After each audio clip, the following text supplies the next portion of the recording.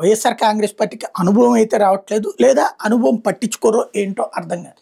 ఇప్పుడు నిరసన కార్యక్రమాలు ప్రకటించారు, రాష్ట్ర వ్యాప్తంగా చేశారు, వెరీ గుడ్. కానీ తెలుగుదేశం ఏం చేస్తుంది? వీళ్ళు ఒక విజయవాడలో ఏమో నిరసన చేశారు, మిగతాదంతా రాష్ట్ర వ్యాప్తంగా నిన్నట్టుండి ప్రతి 15 నిమిషాలకి ఒక నాయకుడు మాట్లాడతాడు. అది పేపర్లకి టీవీలకి వెళ్తుంది. బ్రేకింగ్లు, స్క్రోలింగ్లు, అప్డేట్లు పడిపోతూ ఉంటాయి. అలాగే వాట్సాప్ గ్రూపులు, ఫేస్బుక్ గ్రూపులు వీటన్నిట్లలో చలామణి అవుతుంది. అనుకూల యూట్యూబ్ ఛానళ్లలో పెద్ద ఎత్తున ప్రొజెక్ట్ అవుతుంది. ఇక్కడ వైసీపీ చేసే యాజిటేషన్ గురించి అదే విధంగా చేయొచ్చు. అట్లాగే తెనాలి దానికి సంబంధించి వైసీపీ చేసినటువంటి యాజిటేషను లేదా జగన్ అక్కడికి వెళ్ళినటువంటి దాంట్లో ఒక్క వెర్షన్ తప్పించి ఇంకేం లేదు.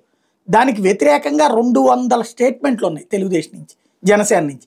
అలాగే దీని మీద కూడా వెన్నుపోటు దినోత్సవానికి సంబంధించి స్టేట్మెంట్లు 5ో 10ో ఉంటాయి. దానికి సంబంధించిన రివర్స్ స్టేట్మెంట్లు 200 300 ఉంటాయి. ఇక్కడ ఏమైనా తక్కువ నాయకులు ఉన్నారా వైసీపీలో? ప్రతి అసెంబ్లీ నియోజకవర్గానికి సంబంధించిన నాయకుడు స్ట్రాంగే కదా. ఎందుకు మాట్లాడరో, ఎందుకు కవరేజ్ ఇప్పించుకోరో, ఎందుకు హైలైట్ చేసుకోలేరో ఇదంతా వాళ్ళకే అర్థం కావట్లేదు.